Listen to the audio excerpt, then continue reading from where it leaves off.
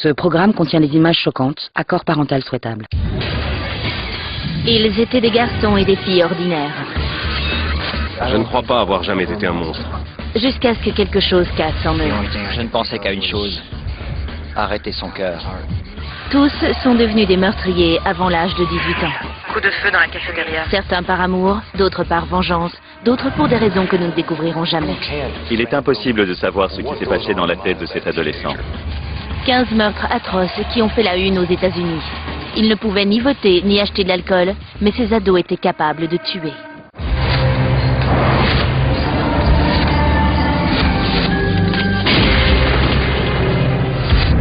Le 20 avril 1999, le massacre du lycée de Columbine choque le monde entier.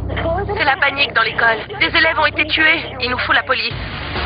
Mais 1 an et demi avant la tragédie du Colorado, un élève de seconde d'une petite ville du Mississippi vient à l'école avec la rage au cœur et un fusil. En 15e position de notre classement, les meurtres du lycée de Pearl. Maintenant, le monde se souviendra de moi. Je vais sûrement devenir célèbre. Luke Woodham a 11 ans lorsque ses parents divorcent. D'après lui, sa mère lui a reproché la rupture. Délaissé à la maison, il est le centre d'une attention malvenue à l'école.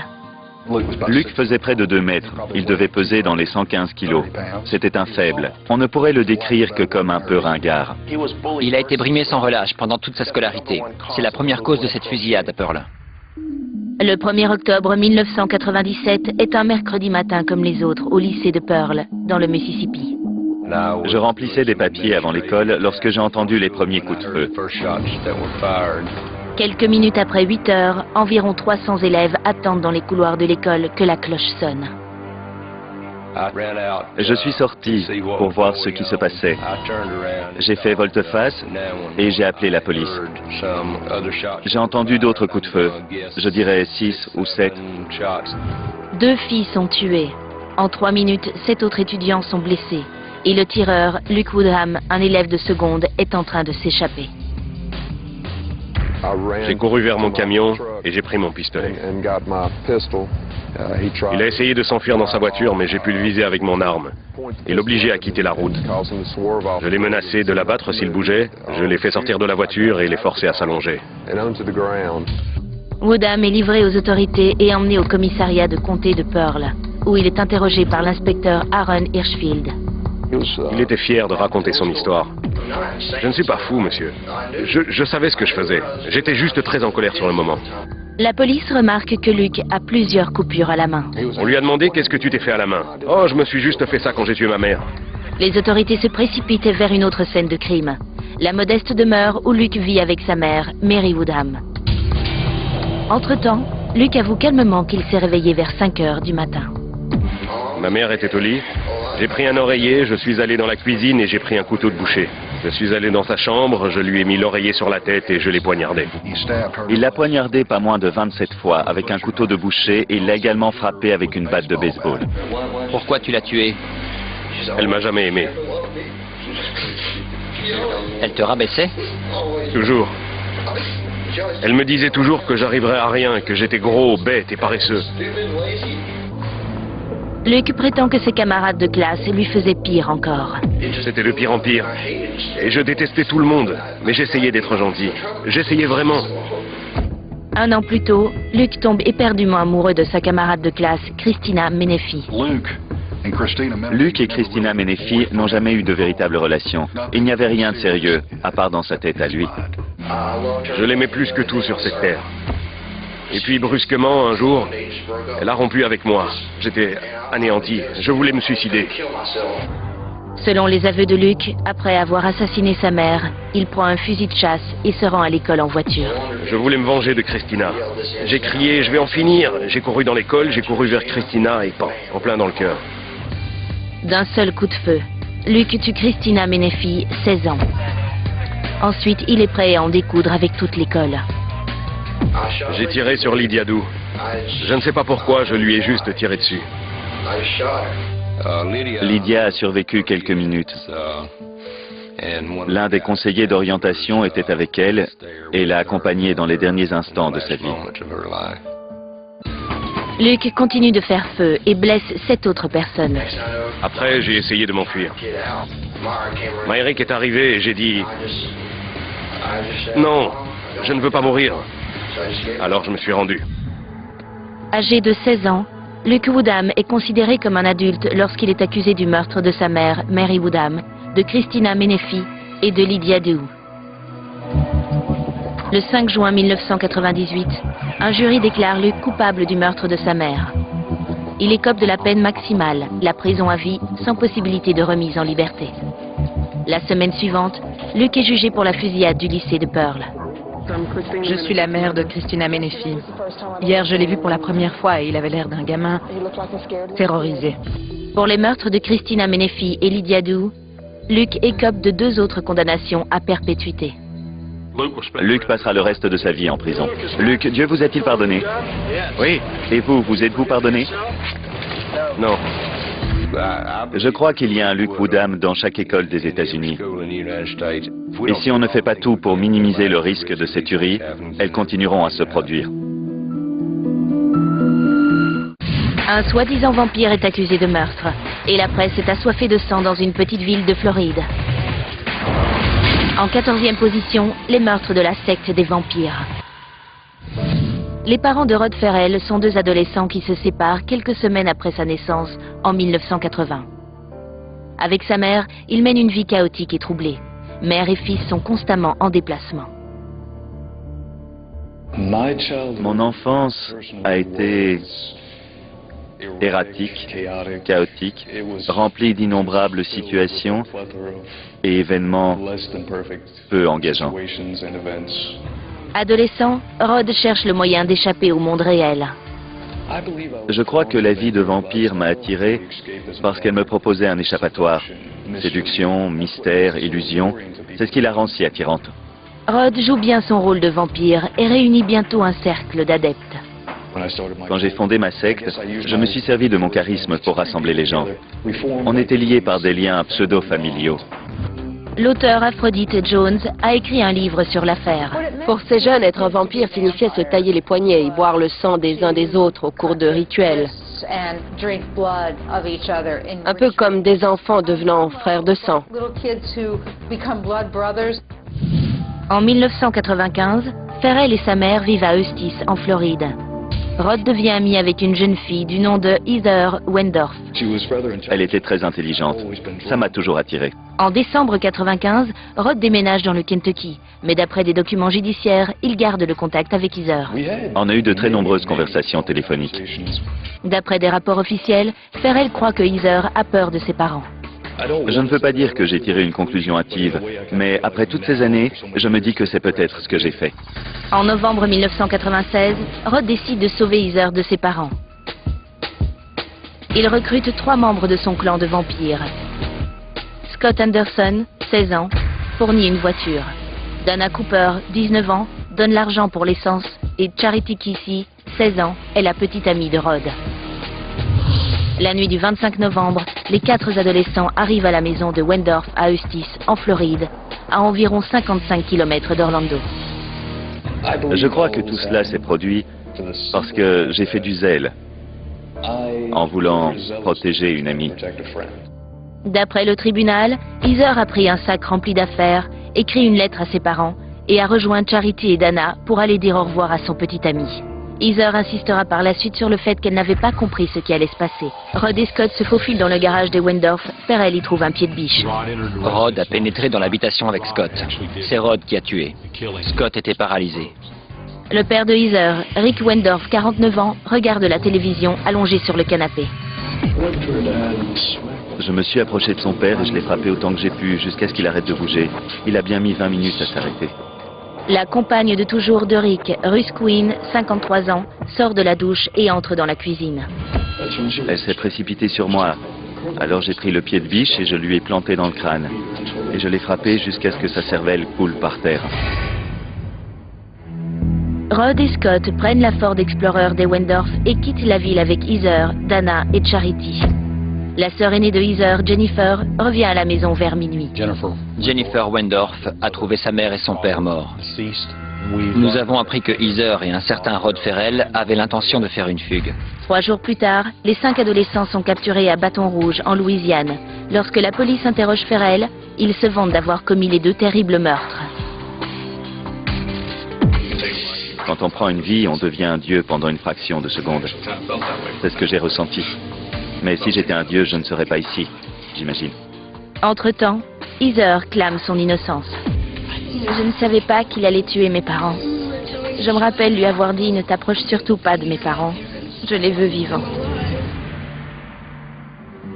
Le 17 décembre 1996, Rod est inculpé pour le meurtre de Rick Wendorf et de Ruth Quinn. Ferrell commence par plaider non coupable, mais au début de son procès, le 4 février 1998, il décide de plaider coupable. J'étais responsable de quelque chose qui n'était absolument pas nécessaire. Le procès passe directement à l'étape de la condamnation. Roderick Justin Ferrell, par l'autorité de ce tribunal, vous êtes condamné à la peine de mort. À ce moment-là, j'ai pensé... Bon, ben voilà. Je ne pouvais rien faire pour l'arrêter. Et je n'étais pas sûr de le vouloir. Scott Anderson plaide coupable pour les 2 accusations de meurtre et est condamné à 2 peines de prison à perpétuité sans possibilité de libération. Accusé de complicité de meurtre, Charity Kissy plaide coupable et écope d'une peine de 10 ans et demi.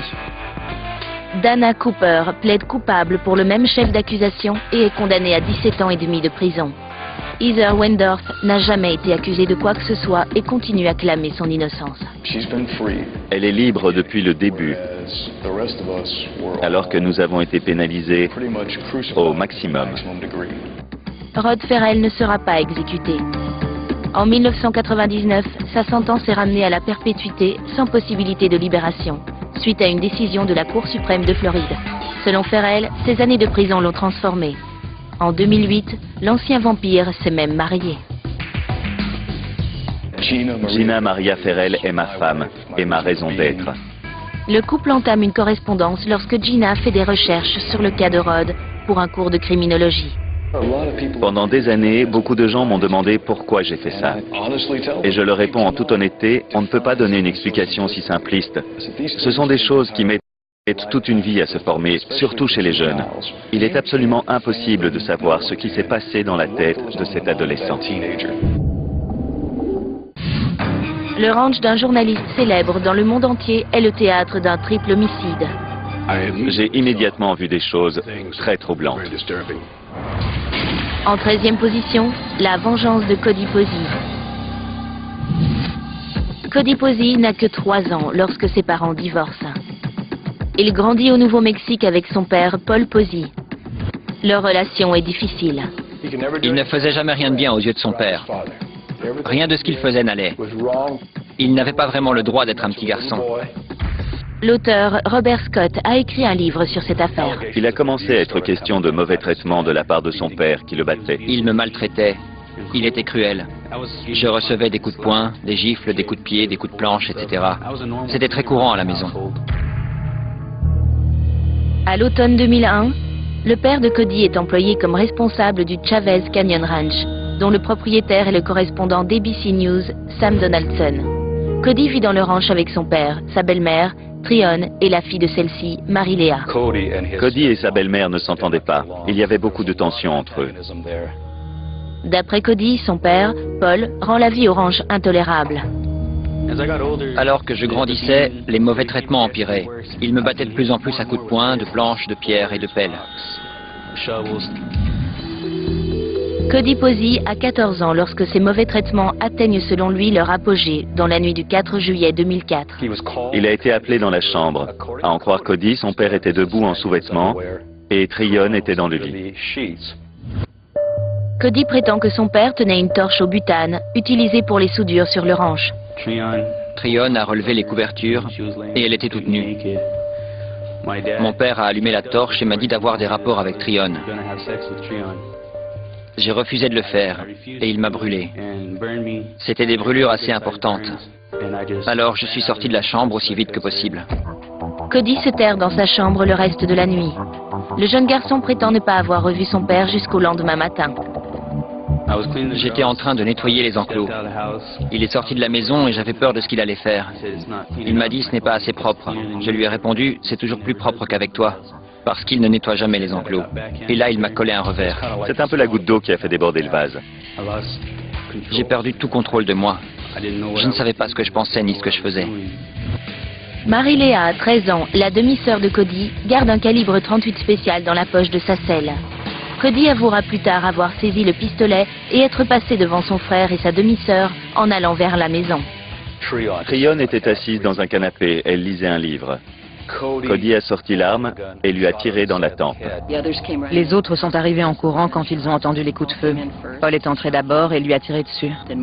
Puis Marie-Léa est entrée et lui a tiré dessus, ainsi qu'une seconde fois, très près du visage, car il craignait qu'elle ne survive. Cody enterre les 3 victimes dans un tas de fumier avant de s'enfuir.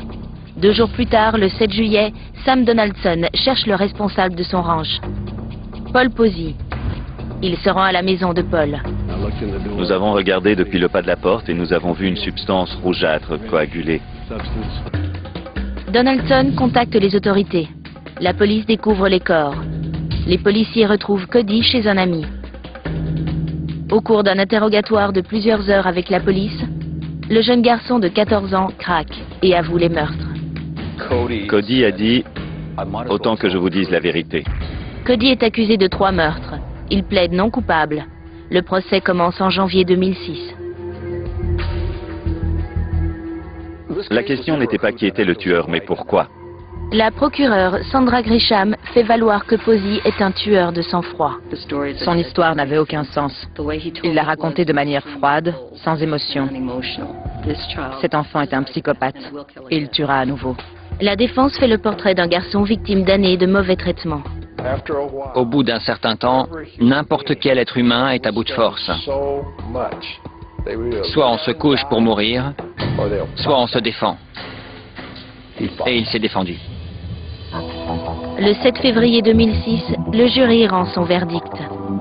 Ils ont déclaré Cody coupable d'homicide volontaire concernant son père Paul, de meurtre sans préméditation pour sa belle-mère Tryon et de meurtre avec préméditation pour sa demi-sœur Marie-Léa.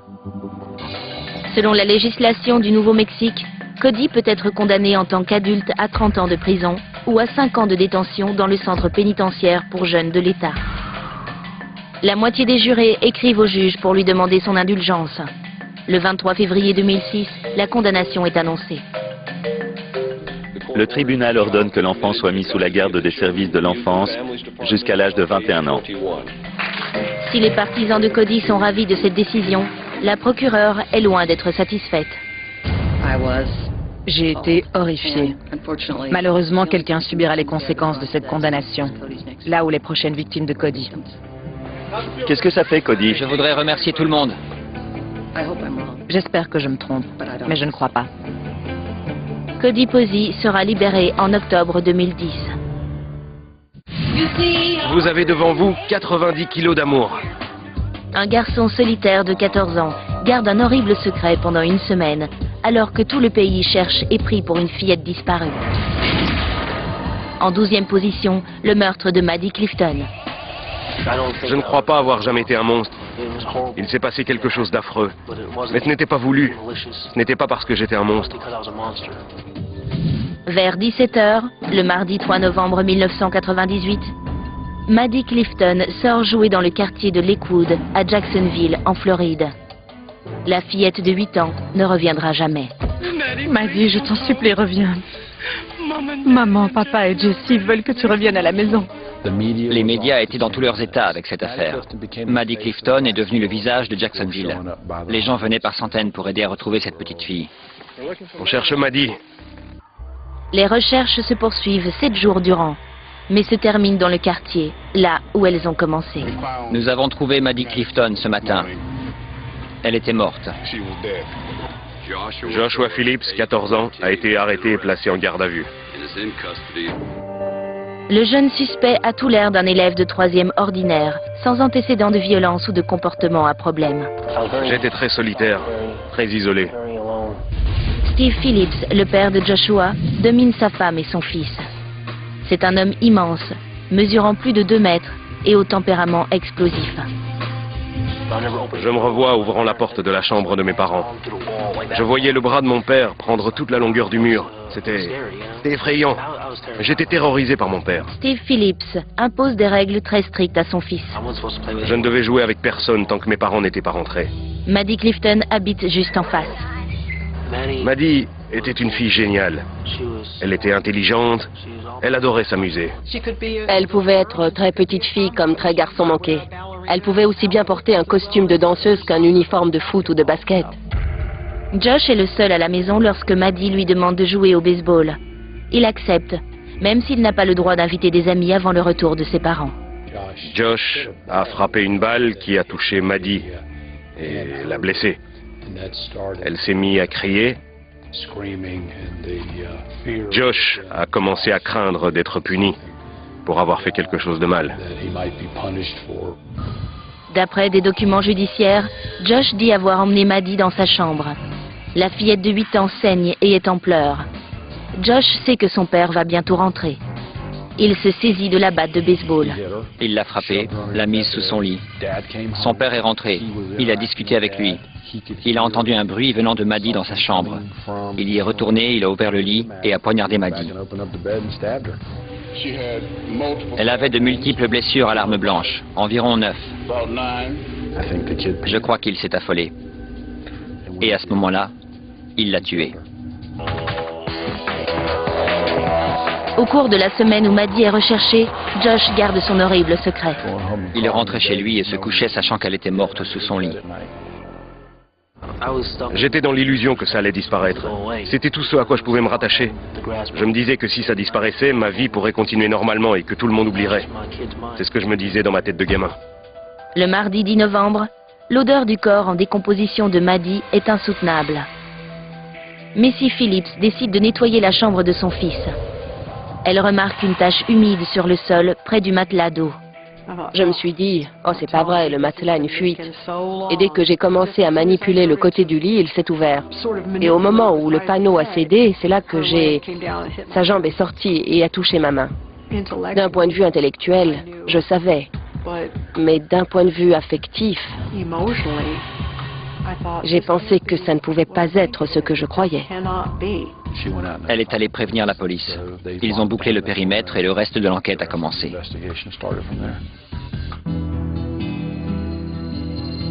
Josh est arrêté à l'école et placé dans le centre de détention pour jeunes. Il fait ses aveux à la police. D'après des documents judiciaires, il dit avoir tué Maddie parce qu'il avait peur de son père. C'est lui qui a créé l'atmosphère dans laquelle je vivais. Je ne crois pas que ça se serait produit s'il n'avait pas été là. J'en veux pas mal à Steve pour ce qu'a fait Josh. Une fillette innocente qui joue dans son propre quartier et qui est tuée par un gamin qui a peur de s'attirer des ennuis. C'est complètement absurde. 8 mois plus tard, au cours de l'été 1999, Josh est jugé en tant qu'adulte. Et si vous le croyez quand il dit que pour éviter d'avoir des ennuis avec son père, il a décidé de la traîner à l'intérieur et de lui fracasser le crâne à plusieurs reprises, vous ne pouvez y voir qu'un meurtre prémédité. Le jury abonde dans ce sens. Nous, membres du jury, déclarons l'accusé coupable de meurtre avec préméditation. Le verdict de culpabilité s'assortit d'une sentence mandataire, la perpétuité sans possibilité de libération. À Joshua Phillips, nous n'avons qu'une chose à dire. Comment as-tu osé? Comment as-tu osé nous enlever Maddie sans raison? Elle était ton amie et tu l'as cruellement assassinée. J'aimerais pouvoir revenir en arrière. J'aimerais bien. J'aimerais que Maddie soit encore là. Elle méritait d'avoir une chance de vivre. Josh Phillips purge actuellement sa peine au centre correctionnel de Hardy en Floride. Steve Phillips est décédé dans un accident de voiture en 2000. Missy Phillips rend tous les mois visite à son fils et emploie un avocat pour faire appel sur le dossier de Josh. Si cette société considère que les enfants qui font cela sont impardonnables, alors je suis bien là où je dois être. Mais il se trouve que j'ai changé. Je sais que je ne suis plus le même. Il n'y a rien en moi qui veuille faire du mal à qui que ce soit. Dans un instant, La terrible histoire d'un jeune de 16 ans accro aux jeux vidéo devenu un vrai tueur. Téléchargez-la gratuitement sur iTunes. E-Online est également disponible sur votre portable.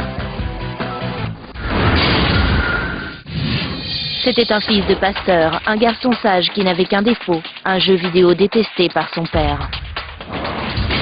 En 11e position, Daniel Petrick et la tuerie inspirée par Halo. Daniel Petrick, 16 ans, a tout l'air d'un garçon ordinaire du Midwest. Il grandit près de Wellington, dans l'Ohio. Danny, il n'était pas violent pour 2 sous. Tout le monde l'appelait le clown de la classe. En gros, c'était un gamin très bien. Un gamin très bien. Mark Petrick, le père de Daniel, est pasteur à l'église New Life Assembly of God. Petrick est très proche de son fils unique. Il n'était pas du tout rebelle. Nous étions une famille aimante. Sa mère l'aimait, je l'aimais. On faisait toujours passer la famille d'abord. Les problèmes commencent en 2007, lorsque Daniel souffre d'un staphylocoque après un accident de snowboard. On lui a trouvé 2 trous dans la colonne vertébrale. Il a été sous antibiotiques pendant 9 mois. Il ne pouvait rien faire, aucune activité physique. Pour passer le temps pendant sa maladie, Daniel veut jouer aux jeux vidéo. Mark Petrick et sa femme Suzanne lui achètent une console et quelques jeux. Du motocross, du football américain et du hockey, des jeux bien. Puis il a commencé à demander des jeux violents. On ne savait pas qu'il les amenait en douce à la maison et qu'il y jouait. L'obsession de Daniel devient ingérable pour ses parents. J'ai dit à Danny, si tu rapportes des jeux violents à la maison, je les détruirai. Ça l'a mis très en colère, mais il a continué à les amener en douce. Père et fils ont une autre confrontation lorsqu'une nouvelle version du jeu préféré de Daniel, Halo 3, sort à minuit le 25 septembre 2007. Il est sorti de la maison vers 2 heures du matin pour aller l'acheter. Ma femme l'a surpris, elle m'a réveillé. J'ai confisqué le jeu, j'ai dit, tu n'y joueras pas, c'est terminé. Son père l'a mis dans une boîte fermée à clé dans sa chambre. C'est là qu'il mettait également le pistolet. Au soir du 20 octobre, Mark et Suzanne Petrick se détendent dans leur salon. Daniel a pris les clés que son père avait laissées sur le bureau. Il a pris la clé qui ouvrait la boîte dans la chambre de son père. Et de cette boîte, il a pris le pistolet 9 mm et le jeu vidéo. Daniel pénètre dans la pièce où ses parents sont assis sur le canapé. J'étais assis dans ce fauteuil. Il est sorti de sa chambre et a dit, « Maman, papa, j'ai une surprise pour vous. Fermez les yeux. » Ma femme et moi, on s'est appuyés contre le dossier. Il est passé derrière moi et il m'a tiré dans la tête. Quand je suis revenu à moi, j'ai regardé et j'ai cru que ma femme dormait. J'ignorais qu'il avait tiré dessus 4 fois et qu'elle était morte. Danny s'est assis à côté de moi et m'a dit, « Tiens papa, prends ça. » Il a essayé de me donner le pistolet et là j'ai compris. Il m'avait tiré dessus. Daniel essaie de maquiller la tuerie en meurtre-suicide, mais son plan échoue. J'ai entendu sonner à la porte. C'était ma sœur et mon beau-frère. Alors ma sœur a commencé à crier et puis elle a appelé l'ambulance. Je ne sais pas ce qui s'est passé. Je suis passée chez mes parents et ma mère est blessée. Mon père est blessé aussi. Mon frère est là. C'est pas vrai. Mon Dieu, pourquoi ça nous arrive à nous?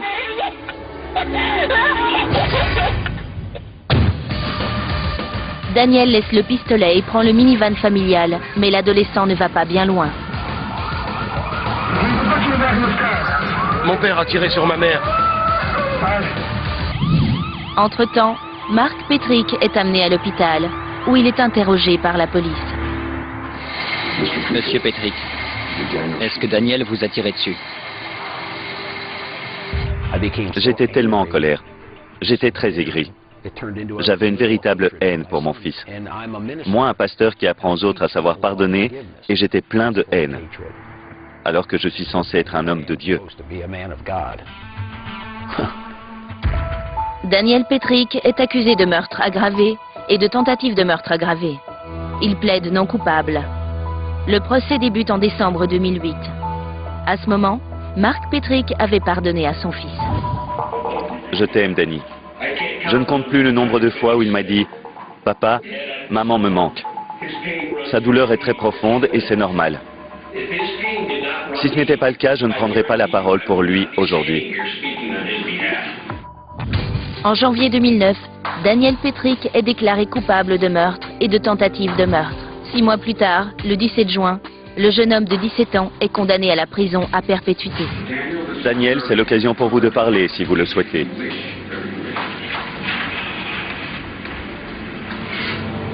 Je ne peux pas. Je suis désolé. Daniel aura droit à une possibilité de libération en 2030. En attendant, Mark Petrick continuera sur le chemin du pardon et de la guérison. Si je n'avais pas pardonné à mon fils, je serais très en colère et très malheureux pour le restant de mes jours. Le pardon est quelque chose de puissant, d'extrêmement puissant. J'ai demandé son aide à Dieu, car si j'avais dû le faire tout seul, je n'aurais jamais pu le faire.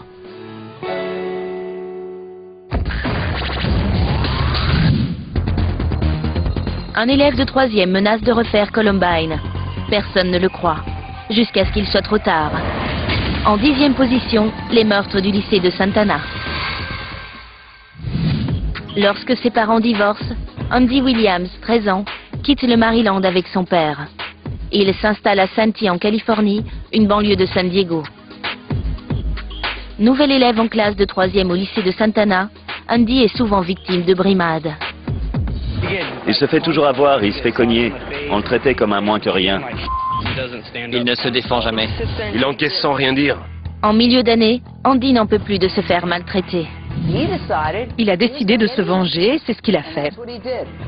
Andy se vante de son projet de vengeance. J'ai entendu dire qu'il avait parlé d'apporter une arme à l'école, mais personne ne le croyait. Au matin du lundi 5 mars 2001, Andy Williams se faufile dans le placard à armes de son père et y prend un pistolet de calibre 22. Il glisse l'arme et 40 balles dans son sac à dos. Vers 9h20, Andy amène son sac à dos dans les toilettes des garçons du lycée. D'après des documents judiciaires, Williams sort le calibre 22 et ouvre le feu. J'ai entendu des coups. Ça ressemblait à des pétards. Peter Ruiz, responsable de la sécurité, se précipite sur les lieux pour enquêter. En entrant, j'ai regardé du côté des urinoirs et par terre, il y avait un jeune homme tourné vers le mur. Il y avait du sang autour de la tête et dans les cheveux. Brian Zucker, 14 ans, est décédé, tué d'une balle dans la tête.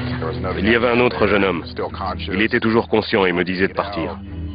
Trevor Edwards, 17 ans, est à terre, grièvement blessé au cou. Je lui ai dit de tenir bon et qu'on allait chercher des secours. Ruiz ne se rend pas compte qu'Andy Williams est caché dans les toilettes, en train de recharger son revolver 8 coups. Il quitte les toilettes pour appeler l'administration de l'école et leur demander d'appeler les secours de toute urgence. Il est alors 9h22. Fusillade au lycée de Santana. Qui a été touché? Un élève. Donc on ne sait pas où est le tireur. Non, je n'en ai aucune idée. Andy ouvre la porte des toilettes et commence à faire feu dans la cour. J'ai senti quelque chose me frapper au bas du dos et je suis tombé vers le milieu de la cour. Là, j'ai compris que j'étais touché. John Shard, un élève de première, revient tout juste d'un cours de photographie. J'avais un appareil photo dans mon sac et j'ai voulu immortaliser la scène. Sur cette photo, l'un des vigiles du lycée a été touché. On le voit juste là. Selon des témoins, Andy trouve une autre cible, Randy Gordon, 17 ans. Randy avait été touché en tentant de s'enfuir. Il est mort dans les bras d'un de mes professeurs. En quelques minutes, les shérifs adjoints de San Diego répondent à l'appel à l'aide. On a vu la police qui se rapprochait peu à peu du bâtiment. Les policiers encerclent les toilettes où Williams est posté. On s'attendait à une fusillade pas possible. On a fini par le voir sortir des toilettes. La police l'a obligé à s'allonger sur le sol. À 9h28, moins de 10 minutes après le début de la fusillade, Andy Williams est amené en garde à vue. 2 étudiants sont morts, Brian Zucker et Randy Gordon. Randy voulait entrer dans la marine. Il en rêvait. Brian venait d'arriver au lycée et essayait sans doute encore de s'intégrer. 13 autres personnes sont blessées. Le 20 juin 2002, Andy Williams plaide coupable pour 2 meurtres avec préméditation et 13 tentatives de meurtre. L'adolescent de 16 ans est condamné à au moins 50 ans de prison. Il a dit et répété à plein de gens qu'il allait refaire Columbine, et personne ne l'a pris au sérieux. Il aura droit à une possibilité de libération en 2052. Cette adolescente, originaire de l'Idaho, est amoureuse à la folie. Mais quand elle doit choisir entre son amour et ses parents, elle prend une décision qui choque les États-Unis. Il y a très peu de filles qui ont fait ça. En 9e position, Sarah Johnson et les meurtres de Bellevue. Premier mardi de septembre, le lendemain d'un jour férié aux États-Unis, dans un quartier huppé de Bellevue, dans l'Idaho. Le meurtre a eu lieu le matin du 2 septembre 2004 à 6h20. Sarah Johnson a dit avoir été réveillée par un coup de feu venant de la chambre de ses parents. Elle en a entendu un autre et effrayée, elle s'est enfuie de la maison. Un voisin appelle la police qui trouve la mère de Sarah, Diane Johnson, 52 ans, dans le lit, morte d'une balle dans la tête. Le corps du père de Sarah, Alan Johnson, 52 ans, est sur le sol de la chambre. Alan sortait de la douche et on lui a tiré dessus à bout portant avec une Winchester Magnum 264. La police boucle rapidement tout le périmètre. Ils ont eu la présence d'esprit de remettre la poubelle dans le jardin. À environ 2 maisons de là, on a arrêté le camion poubelle. Faute de cela, on n'aurait pas pu récupérer les preuves. Dans la poubelle, on découvre un peignoir rose taché de sang et 2 gants, l'un en cuir marron et l'autre en latex, tous deux à l'intérieur du peignoir. Lorsque les policiers ont demandé à Sarah si elle avait jeté quelque chose dans la poubelle, elle a répondu spontanément « Jamais je n'aurais tué mes parents ». Ça nous a poussé à croire qu'elle pouvait être impliquée. Dès le début, Sarah Johnson, 16 ans, est le suspect numéro 1. Et son comportement continue d'éveiller les soupçons. Elle n'a jamais vraiment exprimé d'inquiétude ou d'émotion concernant la mort de ses parents. Les autorités pensent également que Sarah avait un mobile pour tuer ses parents. Alan et Diane Johnson désapprouvaient le petit ami de Sarah, Bruno Santos, 19 ans. Sarah et Santos sortaient ensemble depuis 3 mois et elle prenait la relation au sérieux. La famille de Sarah ne voulait pas qu'elle fréquente Bruno. Il était bien plus âgé qu'elle et c'était un immigré mexicain clandestin. Sarah clame son innocence, mais 8 semaines après le meurtre, les résultats des analyses sont accablants. L'ADN de Sarah est bien sur le gant de latex retrouvé sur les lieux du crime. Le 30 octobre, Sarah Johnson, 16 ans, est accusée de 2 meurtres avec préméditation. Elle plaide non coupable. Sarah a 18 ans lorsque son procès débute en février 2005. Sarah est innocente. Elle n'a pas appuyé sur la gâchette. L'affaire dépend de la définition du mobile de Sarah. Elle était obsédée par Bruno. Nous savons que c'est lui le catalyseur de l'incident. Selon le procureur, le vendredi 29 août, Sarah ne rentre pas de la nuit. Son père et son oncle sont allés la chercher et l'ont retrouvée dans l'appartement de Bruno. Quand ils sont revenus à la maison, il y a eu une terrible dispute entre Sarah et ses parents. Beaucoup de colère et de cris. Alan et Diane voulaient non seulement lui interdire de voir Bruno, mais aussi aller à la police et éventuellement porter plainte pour détournement de mineurs. D'après des témoignages au tribunal, la mère de Sarah a l'intention d'aller voir la police le mardi, après le long week-end. Mais aucune plainte ne sera déposée, car cette rencontre n'aura jamais lieu. La famille de Sarah louait une maison derrière la leur, à un homme qui possédait plusieurs armes à feu. Elle savait que les armes se trouvaient là. Le locataire n'est toujours pas rentré de son long week-end le matin du crime. Sarah est allée dans la maison louée, y a pris une arme, puis s'est rendue dans la chambre de ses parents. Elle a visé la tête de sa mère Diane à bout portant, a appuyé sur la gâchette, puis est allée dans la salle de bain où son père était en train de se doucher. Selon les procureurs, Sarah vise son père en plein cœur, puis se précipite vers le garage. Elle est passée devant une des poubelles et y a jeté un peignoir, un gant de latex, des balles et un gant de cuir. Elle a tout jeté puis a couru dans la rue en criant. L'ADN de Sarah sur le gant de latex conclut l'affaire. Sarah Johnson est déclarée coupable des 2 meurtres. ce qui confère à l'adolescente une bien triste place dans l'histoire. Sarah Johnson est à notre connaissance la seule adolescente à avoir tué ses 2 parents. Le frère de Sarah, Matt Johnson, témoigne lors de la condamnation. Monsieur le juge, je vous demande la peine maximale, car je sens qu'elle n'a aucun remords et qu'elle le referait aujourd'hui même, sauf qu'elle le préparerait mieux. Elle essaierait de ne pas se faire prendre. Sarah prend également la parole. Ce sera son unique déclaration au tribunal. J'aimais mes parents et j'aime ma famille. Je pleure la perte de mes parents. J'espère reconstruire ma vie et prouver que je peux être une citoyenne utile.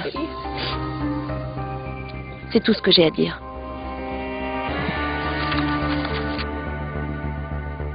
Le 30 juin 2005, un juge condamne Sarah à 2 peines à perpétuité, plus 15 ans pour avoir utilisé une arme à feu. Durant toute l'affaire, Sarah n'a pas cessé de clamer son innocence, même face à des preuves accablantes. Sarah Johnson continue de faire appel sur sa condamnation. C'étaient 2 jeunes frères au visage d'ange. Mais des millions de téléspectateurs ont regardé ces enfants être jugés pour meurtre. En 8e position, l'affaire Derek et Alex King. Derek et Alex King sont nés à seulement 14 mois d'intervalle. Pourtant, les 2 frères se connaissent à peine. Lorsque Derek a 4 ans et Alex 3, leurs parents se séparent. Ils vivent d'abord avec leur père, Terry King. Cathy Medico a écrit un livre sur cette affaire. Brusquement, Terry a eu beaucoup de mal à trouver du travail et à nourrir ses enfants. Les ressources étaient très limitées. Derek est envoyé dans une famille d'accueil, tandis qu'Alex reste avec son père à Cantonment, en Floride, à une quinzaine de kilomètres de Pensacola. Mais en octobre 2001, Derek, 13 ans, est renvoyé à son père par sa famille d'accueil. Derek était parti pendant 7 ans. Il n'y avait pas eu de contact entre eux, c'était donc des étrangers. Ils ne se connaissaient pas. Et il me semble que Derek était perdu. Le père de Derek ne se débrouille pas mieux. Terry aimait ses enfants. Il essayait d'être un bon père. Il était strict avec eux, mais je crois qu'il avait du mal à communiquer avec eux. Le vendredi 16 novembre, 3 semaines seulement après les retrouvailles de la famille, Derek et Alex fuguent. D'après le New York Times, ils se réfugient chez Ricky Chavis, 40 ans, un ami de leur père qui s'occupait souvent d'Alex quand Terry travaillait. Mais Chavis cache un lourd secret. Pour autant qu'on sache, Terry King n'avait aucun moyen de savoir que Ricky Chavis avait été condamné pour pédophilie. En 1984, Ricky Chavis est condamné à 6 mois de prison pour attentat à la pudeur sur 2 garçons de 13 ans. Alex King dira plus tard qu'il a entamé une relation sexuelle avec Chavis alors qu'il avait 12 ans, ce que Ricky Chavis niera férocement au tribunal. Il a toujours décrit leur relation comme platonique, non sexuelle et non amoureuse. Terry signale la disparition de ses fils aux autorités. Le dimanche 25 novembre, après une semaine passée chez Ricky, les garçons rentrent à la maison. D'après Derek, il pense que Terry va les punir pour avoir fugué. J'avais peur qu'à notre retour, ils deviennent violents avec nous. Cette nuit-là, d'après leurs aveux, Derek et Alex attendent que leur père s'endorme. On a cherché un marteau, mais on n'en a pas trouvé. Alors il a pris la batte et il l'a frappé avec. La batte l'a touché à la tête et il a continué à le frapper avec. J'avais peur qu'il se réveille et qu'il nous voie. Alors j'ai continué à le frapper. Je l'ai frappé une dizaine de fois. Et puis il a défoncé le visage et on voyait la cervelle. Une fois Terry King mort, Derek et Alex décident de mettre le feu à la maison. On a mis le feu au lit avec un briquet parce que c'est une vieille maison et ça brûle facilement. Qui a eu l'idée de mettre le feu? Derek.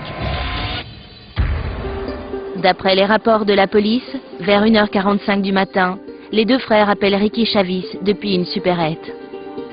Ricky Chavis est venu récupérer les garçons et les a ramenés chez lui. Le mardi soir, les 2 frères se rendent à la police et avouent le meurtre de leur père.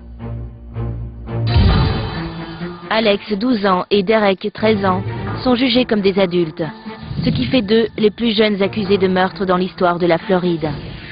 Les garçons plaident non coupables. Puis, quelques semaines plus tard, ils reviennent sur leurs aveux. Brusquement, ils veulent changer leur déposition. Ils disent « Non, non, en fait, on était dans le coffre de la voiture de Ricky, qui était garée devant chez nous. C'est Ricky qui a tué notre père et mis le feu à la maison. »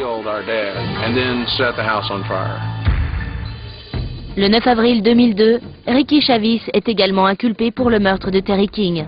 Il y a donc 2 procès pour le même crime. On se serait cru au cirque. Il y avait des tentes sur la pelouse et des camions de télé satellites partout. 30 août, le jury du procès Chavis annonce son verdict. Nous, membres du jury, déclarons Ricky Chavis non coupable. Chavis est acquitté, mais les frères King n'auront pas cette chance. Le verdict du jury a porté sur le meurtre sans préméditation, qui peut s'assortir de la perpétuité, mais pas forcément. Mais le juge rejette le verdict de culpabilité et envoie le dossier en médiation. Derek et Alex acceptent de plaider coupables pour homicide involontaire et pyromanie. On est tombé d'accord sur une peine de 8 ans de prison pour Derek et 7 ans pour Alex. La justice n'en a pas fini avec Ricky Chavis. Le 3 mars 2003, Chavis est jugé à nouveau. Cette fois-ci pour son rôle après coup dans le meurtre de Terry King et la manipulation de pièces à conviction. Apparemment, il avait lavé leurs vêtements, alors que ceux-ci comportaient des éléments de preuve, comme des éclaboussures de sang. Chavis est reconnu coupable et condamné à 35 ans de prison.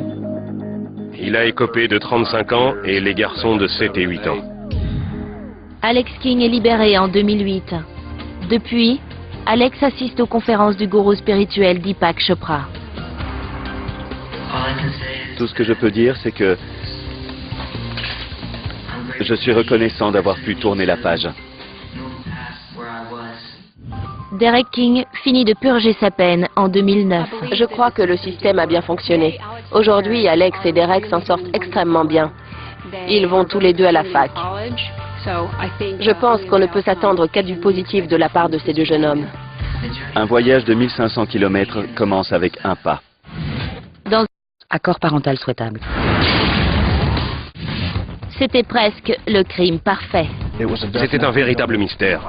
Nous n'avions aucune piste. Jusqu'à ce qu'un garçon de 16 ans fasse des aveux incroyables. En 7e position, le massacre de Peach Lane.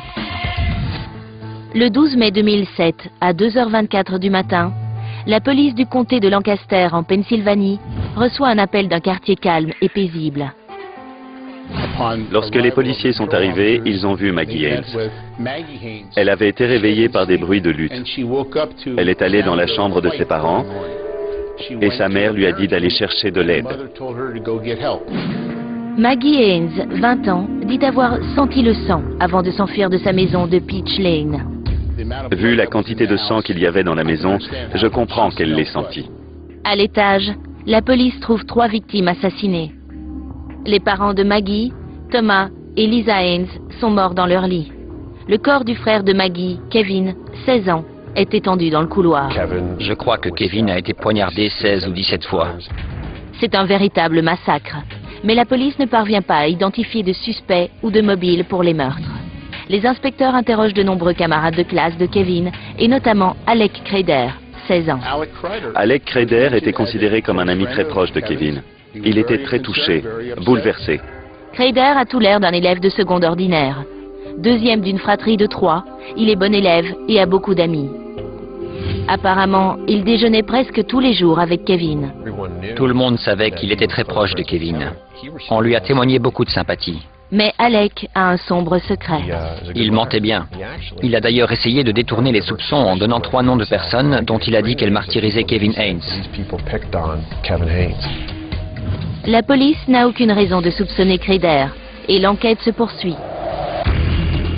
Puis, le 5 juin, la police est appelée au domicile de Crader. Alec est armé et menace de se tuer. D'après l'inspecteur Alan Mead, l'adolescent est bouleversé par une rupture toute récente. Il était déprimé car il était très ami avec Kevin. Mais ce soir-là, c'était sa petite amie qui posait problème. Elle ne voulait pas le même genre de relation qu'Alec. Alec est emmené en garde à vue pour sa propre sécurité. Il a été interné contre son gré dans un centre de soins psychiatriques. Une semaine plus tard, Alec fait toujours l'objet d'évaluation lorsqu'il révèle un terrible secret à son psychologue du centre. Alec a dit être responsable du meurtre de la famille Haynes. Le psychologue a convoqué ses parents et leur a déclaré « Alec a quelque chose à vous dire ». Le 14 juin, le père d'Alec, Timothy Creder, informe les autorités des aveux de son fils et leur remet l'arme du crime. Tim nous a retrouvés chez lui. Alec lui avait dit quel couteau il avait utilisé et Tim nous l'a remis. Le 16 juin, l'inspecteur Allen Lead obtient un mandat d'arrêt. L'accusé, Alec Creder, a été arrêté et accusé de 3 meurtres. Après son arrestation, nous avons pu consulter ses journaux intimes, où il mentionnait à de nombreuses reprises son besoin de tuer, ses pensées meurtrières. Avec l'aide de la police, le procureur Craig Steadman reconstitue les événements de cette nuit sanglante à Peach Lane. Vêtu de noir, Alec s'introduit chez les Haynes par une porte non verrouillée. Il pénètre dans la chambre de Tom et Lisa Haynes. Tom Haynes a reçu 2 coups de couteau à la poitrine et est mort assez rapidement. Lisa Haynes a été grièvement blessée au côté gauche de l'abdomen, mais elle était encore en vie. D'après la version de Steadman, Alec a suivi le couloir jusqu'à la chambre de Kevin. C'est là qu'a eu lieu l'attaque la plus sanglante. Kevin est couché lorsqu'il est attaqué. Kevin a mené un terrible combat pour sa survie dans cette chambre. Il a eu le visage complètement déchiré. Il a été égorgé. Il a réussi à atteindre le couloir avant de se vider de son sang et de mourir. Le bruit de la lutte réveille Maggie Haynes, qui se précipite dans la chambre de ses parents. La mère de Maggie, Lisa, est encore en vie. Sa mère lui a dit d'aller chercher de l'aide. Elle lui a sauvé la vie, car Maggie est descendue et est sortie dans la rue. Après avoir tué Kevin, Alec revient dans la chambre des parents et achève la mère. Puis, l'adolescent fuit les lieux du crime avant l'arrivée de la police. Alec Creder plaide coupable pour le meurtre de la famille Haynes. J'ai souffert le martyre à cause de lui. Le 17 juin 2008, Alec écope de 3 condamnations à perpétuité. Une question reste sans réponse. Pourquoi l'adolescent a-t-il tué son meilleur ami et les parents de celui-ci? Personne ne connaît la raison de ses agissements. Le juge lui a demandé plusieurs fois « Pourquoi avez-vous fait ça ?» Il n'avait jamais rien à répondre. Et à ce jour, cela reste son petit secret. Par contre, la police trouve un texte troublant dans la chambre d'Alec Creder. Il a écrit « Alexander est né le 12 mai 2007 à 3h30 du matin. C'est juste après le crime. Il s'est déclaré un nouvel homme après ça. Et je crois que l'expérience lui a plu. Il aurait recommencé. » Une confrontation familiale en rapport avec Internet montre aux États-Unis une inquiétante vision du futur. En 6e position, Hugh Stan Schlicker et le meurtre lié à Internet. Hugh Stan Schlicker fête ses 15 ans le 31 décembre 2007. Il passe les premiers jours de 2008 à faire ce qu'il fait toujours.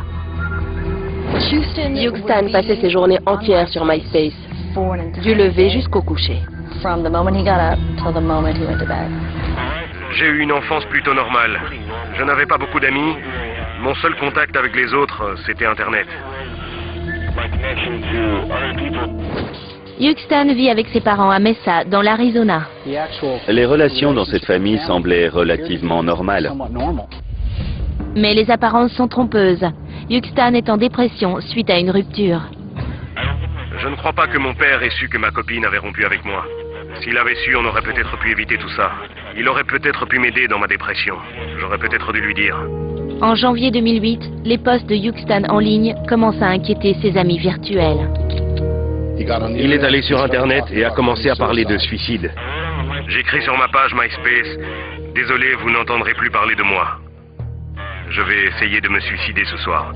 Désolé, au revoir. » Ses amis sur Internet étaient si inquiets que, depuis la Floride, ils ont appelé la police de Mesa pour signaler ce suicide ou cette tentative de suicide.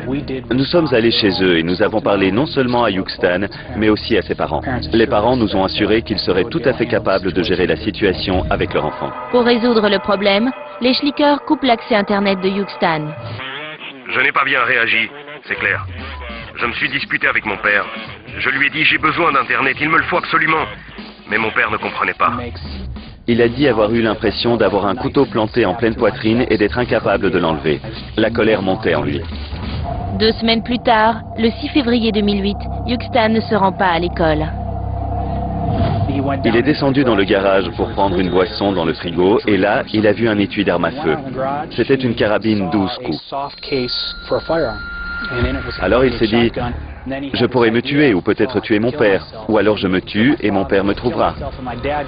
Il est monté dans sa chambre et pendant plusieurs heures, il a envisagé ses possibilités. Il s'est même dit que si son père ne rentrait pas d'ici 16 heures, il ne ferait rien. Pourquoi 16 heures? Personne ne le sait. Le père de Yukstan rentre à la maison vers 14 heures. Yukstan est posté dans la maison avec la carabine. Il est allé vers lui, lui a mis la carabine derrière la tête et a appuyé sur la gâchette. Le coup de carabine à bout portant tue le père Yukstan sur le coup. Le corps de son père étendu dans la cuisine, Yukstan décroche le téléphone. Il a appelé une amie, lui a dit qu'il venait d'abattre son père et qu'il voulait se suicider. Elle lui a dit, ça n'en vaut pas la peine, appelle la police, dis-leur ce que tu as fait. Et c'est exactement ce qu'il a fait.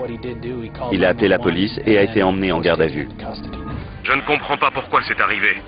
J'ai succombé à ma dépression et maintenant, mon père est mort.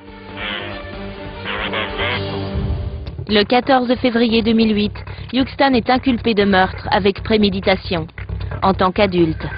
1 an plus tard, en mai 2009, Yukstan plaide coupable pour meurtre sans préméditation.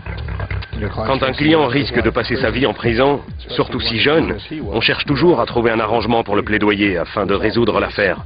Et c'est ce qu'on a fait. Le 10 juillet 2009, Yukstan Schlicker est condamné à 20 ans de prison. Il doit être libéré en 2029. Mon père était le type le plus génial que je connaisse. Je l'aimais. Il me manque terriblement.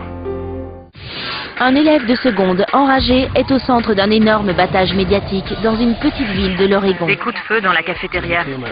C'est devenu un événement national et international en l'espace de peut-être 2 heures. En 5e position, l'affaire Kip Kinkle. On aurait dû le voir venir. Il y avait des signes avant-coureurs flagrants et ses parents savaient que leur fils Kip posait des problèmes. Kip Kinkle vit à Springfield, dans l'Oregon. Une communauté paisible et étroitement liée. Il a du mal à grandir dans l'ombre de sa sœur.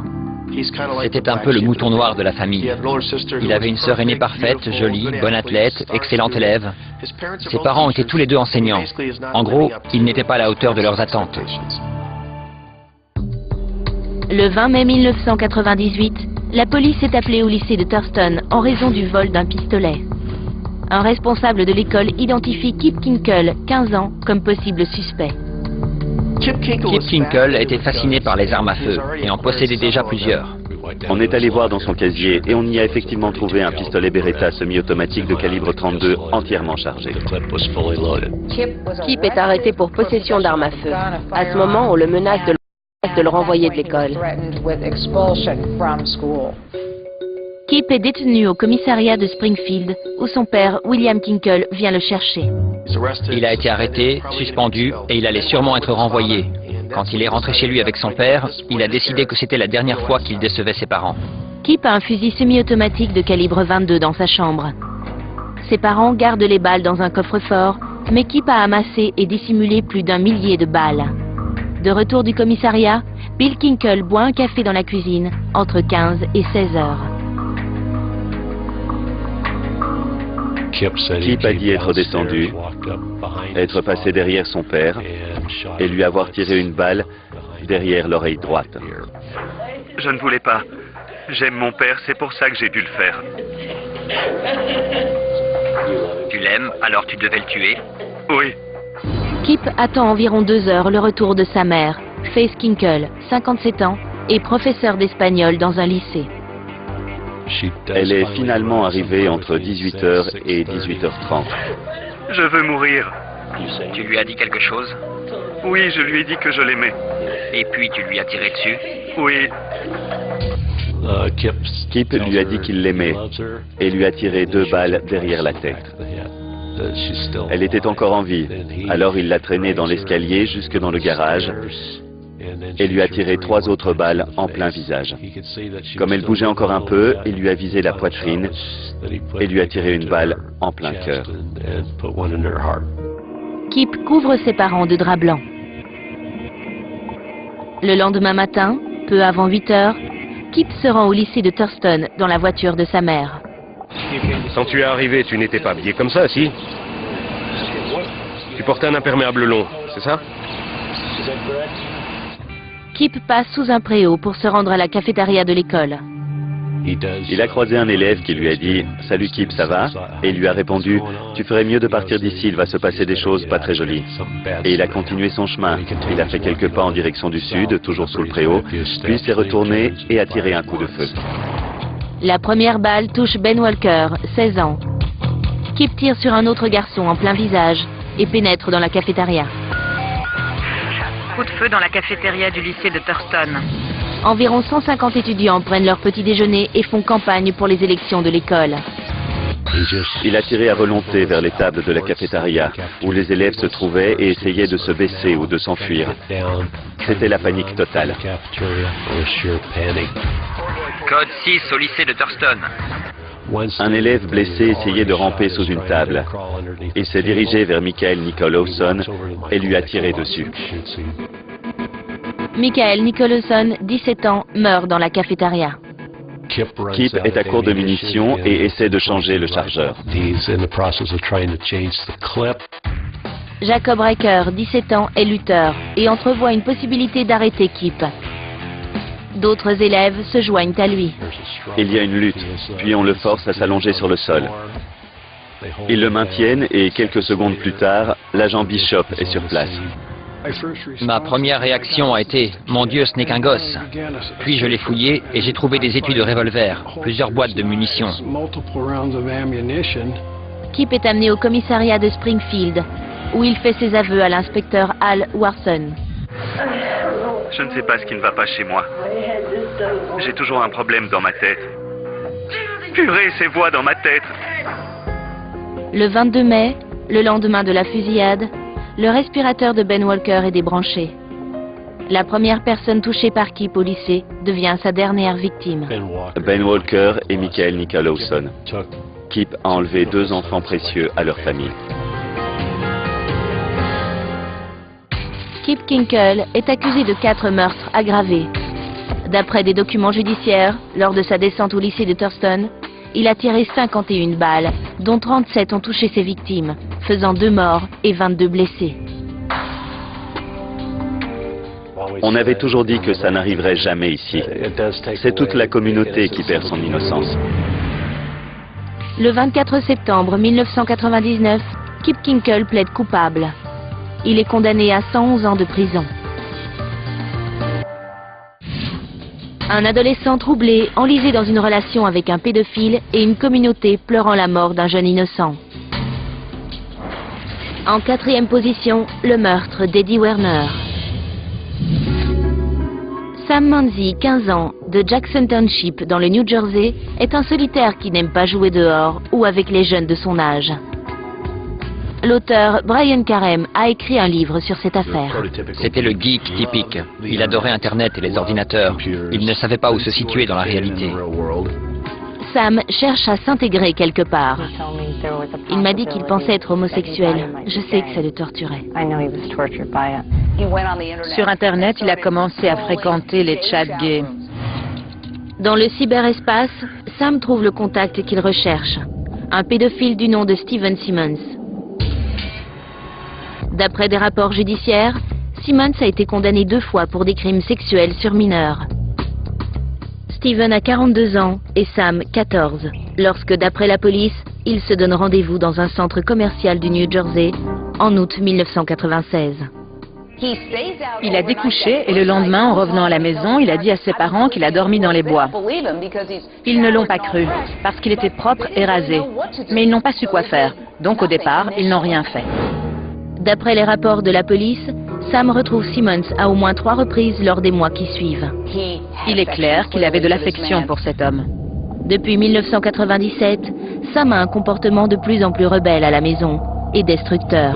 Il faisait des trous dans les murs à coups de poing, criait après ses parents. Les problèmes vont croissant. En août 1997, les Manzi emmènent leur fils dans une clinique psychiatrique où il suit 5 heures de thérapie quotidienne. Ses parents lui ont trouvé de l'aide. Il a avoué à un thérapeute qu'il avait eu des rapports avec cet homme. La police est intervenue.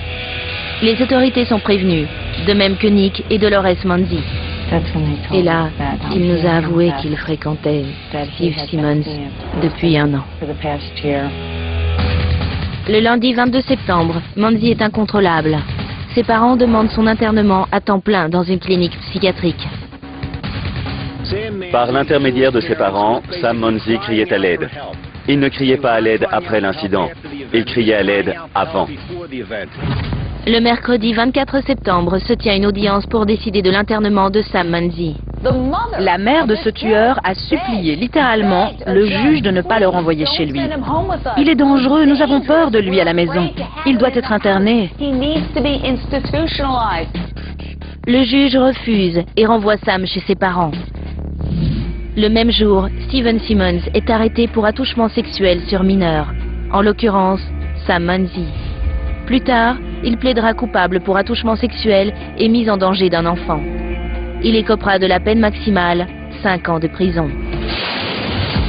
Entre-temps, le samedi 27 septembre, 3 jours seulement après l'audience, les parents de Sam décident de faire une sortie de loisirs prévue depuis longtemps. Ils comptent ne laisser Sam seul que quelques heures. Il s'ennuyait et traînait sur le devant de la maison. Eddie Werner, 11 ans, fait du porte-à-porte et vend des bonbons et du papier cadeau pour une récolte de fonds scolaires. Sam n'est pas intéressé par ce qu'Eddie a à vendre. Pour une raison quelconque, il a réfléchi et l'a fait entrer dans la maison. Eddie est entré et a fermé la porte. Quand la porte s'est refermée sur lui, il n'avait aucune chance de s'en sortir. Sam fait près d'1,90 m et a 4 ans de plus. D'après son témoignage, il emmène Eddie dans sa chambre. J'ai commencé à l'étrangler avec le fil électrique d'un réveil. Pendant combien de temps? Environ 40 minutes. Eddie Werner est mort. Puis, d'après le témoignage de Sam, il se débarrasse du corps. J'ai mis son corps dans une valise, puis j'ai traversé la rue avec le corps dans la valise.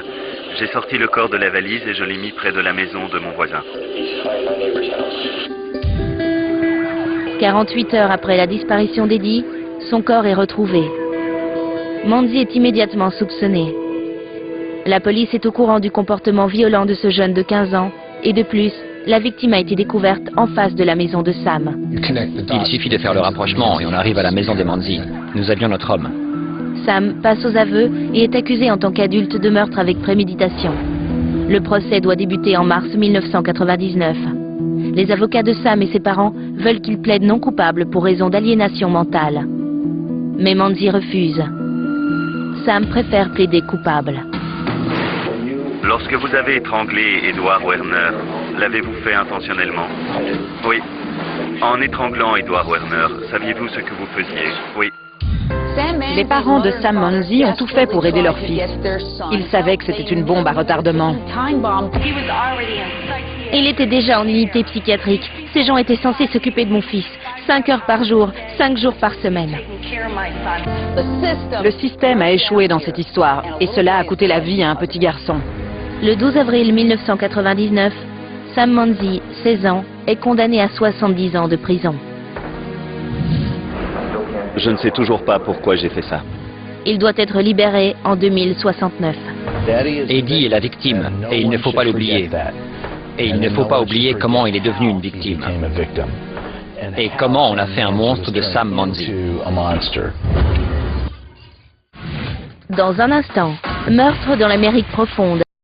Un crime atroce dévoile une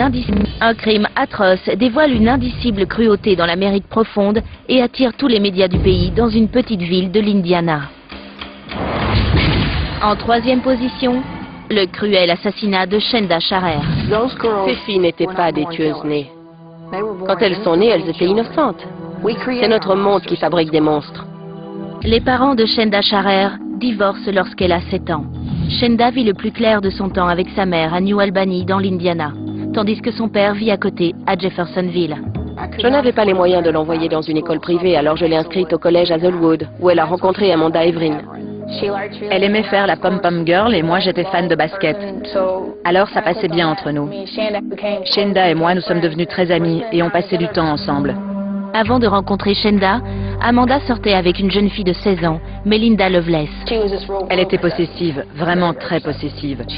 Elle s'est mis dans la tête qu'il y avait quelque chose entre Shenda et moi. Aphrodite Jones a écrit un livre sur ce meurtre. Lorsque sa petite amie lui a échappé, le monde de Melinda s'est effondré. Amanda prétendait que Melinda a craqué lorsqu'elle et Shanda sont allées ensemble à une soirée organisée par l'école. Elle m'a frappé au visage et m'a lancé plein d'insultes. Elle a dit que j'étais à elle et à personne d'autre. D'après des témoignages officiels, Melinda décide de faire peur à sa rivale de 12 ans, Shanda. Elle prend pour complice une certaine Lori Tackett, 17 ans. Elle est allée voir son amie Lori Tackett, sachant que celle-ci avait un besoin de violence. Ça ne pouvait que dégénérer. Le vendredi 10 janvier, Lori prend Melinda dans sa vieille Chevrolet. D'après le tribunal, il y a 2 autres passagères, Hope Rippey et Tony Lawrence, 15 ans toutes les deux. Hope et Tony ne connaissaient absolument pas Melinda. Elles l'ont rencontrée pour la première fois sur le pas de sa porte. Elle devait aller à un concert de punk rock. Melinda a sorti un couteau de boucher de son sac et a dit « C'est avec ça que je vais faire peur à Shanda ». Au lieu d'aller directement au concert, les 4 adolescentes s'arrêtent à la maison du père de Shanda. Hope et Tony frappent à la porte. La ruse est la suivante. « Tu veux venir retrouver Amanda ?» Shanda est toute contente et leur dit « Revenez plus tard, mon père ne dort pas encore ». D'après le tribunal, les filles reviennent quelques heures plus tard. Shanda était déjà dehors quand elles sont revenues. Une fois dans la voiture, Melinda a bondi de sous une couverture et elle a mis le couteau sous la gorge de Shanda. Les adolescentes emmènent leurs prisonnières dans un lieu reculé, à environ 80 km de là. Lori et Melinda ont sorti Shanda de la voiture. D'après le tribunal, Melinda sort une corde de la voiture. Elles l'ont étranglée. Déjà, elles avaient l'intention de la tuer, mais elle n'est pas morte. Alors, elles l'ont mise dans le coffre. À ce moment, elle était inconsciente. Elles se sont ensuite rendues à la maison de Lori Tackett. Elles ont laissé Shanda dans le coffre et sont entrées dans la maison. D'après le tribunal, Shanda revient à elle. Elles l'ont entendu crier depuis le coffre de la voiture et ont compris qu'elle n'était pas morte. Lori leur a dit « Je m'en occupe ». Elle a pris un couteau à légumes dans la cuisine de sa mère et est sortie. Là, elles ont entendu quelques cris étouffés. Puis Shanda s'est tue. Puis Melinda et Lori sont revenues à la voiture, tandis que Hope et Tony restent dans la maison. Lori et Melinda ont pris la voiture. Soudain, elles ont entendu Shanda crier. C'est Lori qui est allée à l'arrière, a ouvert le coffre et à l'aide d'un outil a frappé Shanda jusqu'à la rendre méconnaissable. D'après le tribunal, Lori arrête encore la voiture plusieurs fois pour frapper Shanda avec un outil. Cet enfant a passé 9 heures dans ce coffre, sous la torture. Peu avant l'aube, Melinda et Lori retournent chez les Tackett pour récupérer Tony et Hope. D'après la police, les filles s'arrêtent dans une station essence et achètent une bouteille de Pepsi de 2 litres. Elles ont acheté de l'essence pour remplir la bouteille. Le gérant était là. Le cauchemar aurait pu s'arrêter là à tout moment. Elle était encore en vie, elle aurait survécu, mais non. Elles ont rempli la bouteille, sont remontées en voiture et l'ont emmenée à Lemon Road, où elles l'ont sortie de la voiture. Hope Rippey l'a aspergée d'essence et Lori Tackett a frotté l'allumette. Shanda est morte asphyxiée par la fumée dégagée par son corps en feu. Elle a été brûlée vive. 12 heures plus tard, Tony Lawrence vient au commissariat du comté de Jefferson et passe aux aveux. Tony Lawrence s'est rendue, car elle était la seule des 4 à ne pas avoir activement participé au meurtre de Shanda Sharer. Les 4 adolescentes sont accusées de meurtre. En novembre 1992, Melinda Loveless et Lori Tackett plaident coupables pour meurtre avec préméditation, torture et pyromanie. Elles écopent toutes 2 de la peine maximale, 60 ans de prison.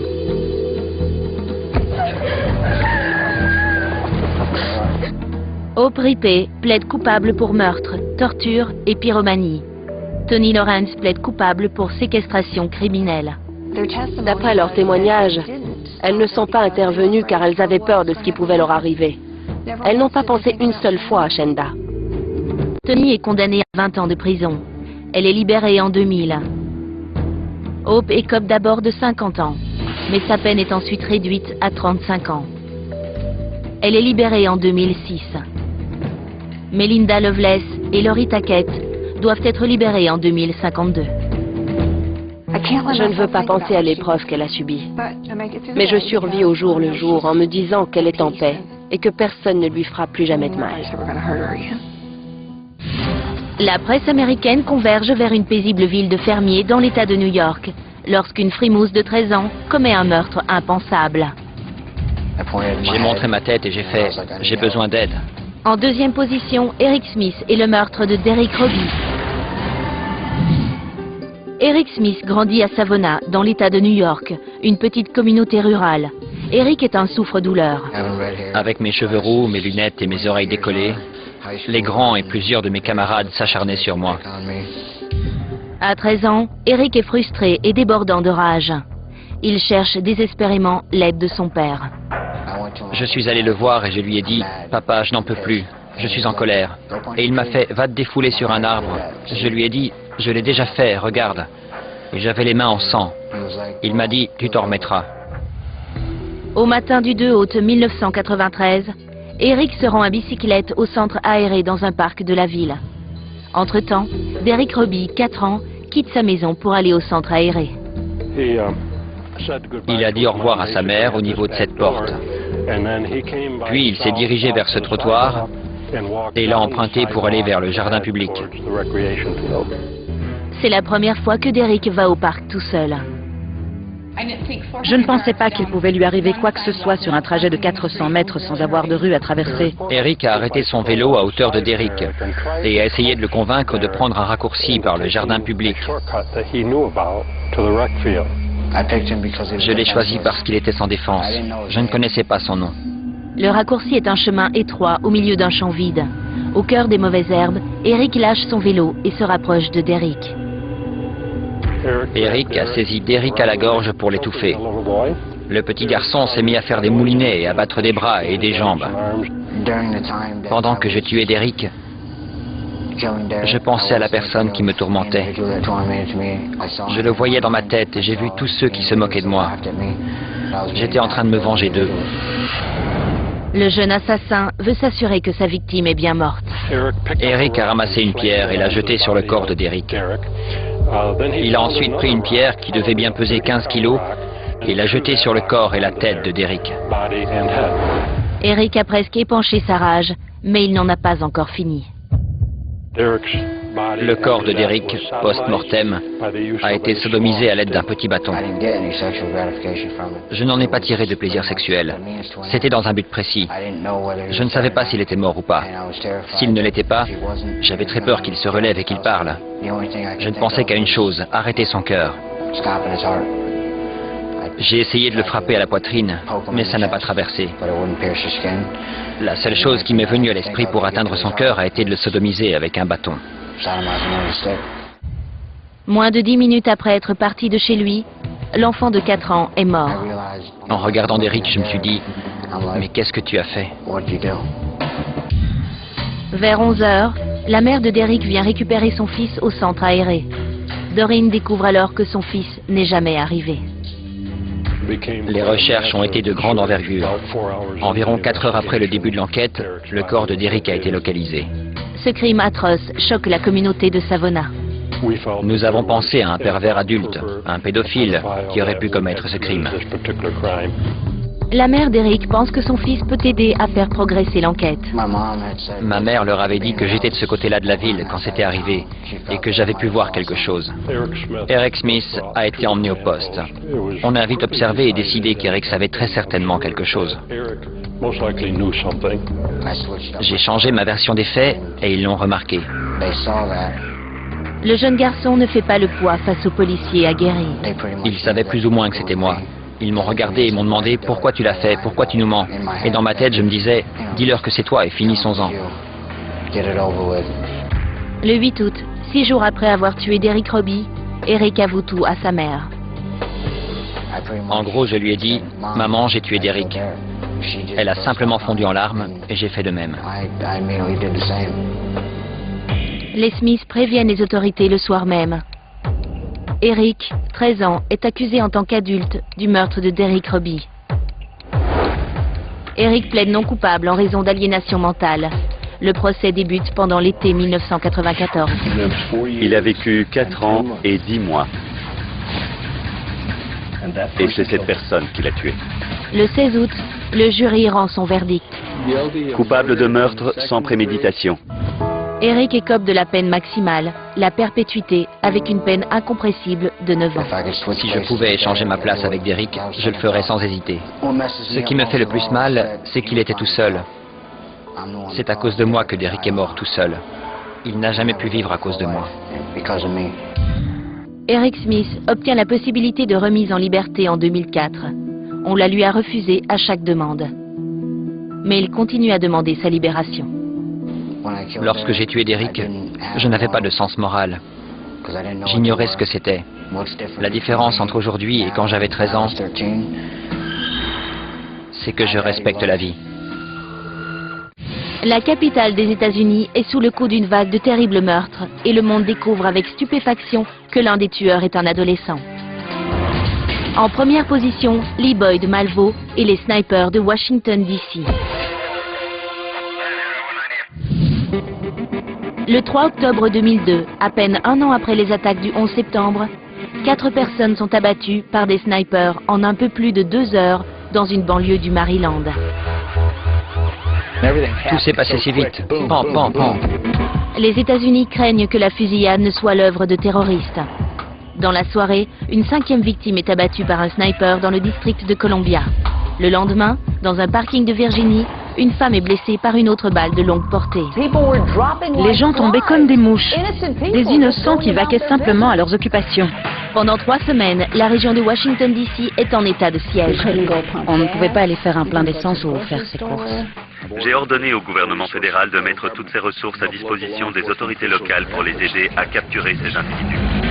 Après 3 semaines et 10 morts, le 24 octobre, un routier remarque une voiture sur une aire d'autoroute du Maryland. La Chevrolet Caprice bleue de 1990 correspond à un signalement publié quelques heures plus tôt. Vers 3 heures du matin, une équipe d'intervention spécialisée capture les tueurs, endormis dans leur voiture. Ils sont identifiés. Il s'agit de John Muhammad, 41 ans, et Lee Boyd Malvo, 17 ans. Quand ils ont montré les images de Lee à la télé, mes enfants m'ont dit « Maman, c'est notre meilleur ami, il faut que tu l'aides. C'est la faute de papa ce qui lui arrive. » Lee Malvo passe la majorité de son enfance sans famille ni vrai foyer. Lee n'a que 5 ans lorsque ses parents se séparent. 4 ans plus tard, sa mère, Una, le laisse en Jamaïque, son pays natal, pour aller travailler dans les îles voisines. À l'âge de 14 ans, il avait déménagé 15 fois, dans des lieux et avec des individus différents. À 15 ans, Lee retrouve enfin sa mère sur l'île d'Antigua, dans les Caraïbes. L'un de ses voisins est John Muhammad, né aux États-Unis et père célibataire d'un garçon et de 2 filles. Malvo est immédiatement attiré par Muhammad, qui a 39 ans. Il était génial avec les enfants, qu'il adorait. Lee en est venu à le considérer comme son père. 1 an plus tard, Lee va vivre en Floride avec sa mère, tandis que Muhammad emmène sa famille au loin. Il est allé à Bellingham, dans l'État de Washington, avec nos enfants et a vécu dans une mission, un refuge. Les autorités de Bellingham découvrent que John Muhammad n'a pas la garde légale de ses 3 enfants. En septembre 2001, les enfants retrouvent l'ex-femme de Muhammad, Mildred, qui vit au Maryland, juste à l'extérieur de Washington, D.C. John veut à tout prix retrouver ses enfants. Il organise un plan et Lee Malvo en fait partie. John l'a appelé et lui a dit que les enfants avaient été enlevés.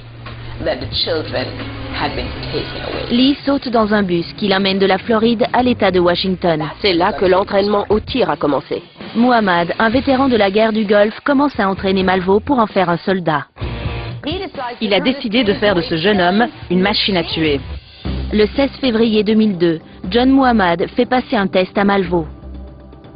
Armé d'un pistolet, le garçon de 16 ans doit se rendre chez une femme qui a aidé Mildred Muhammad lors de son combat pour la garde des enfants.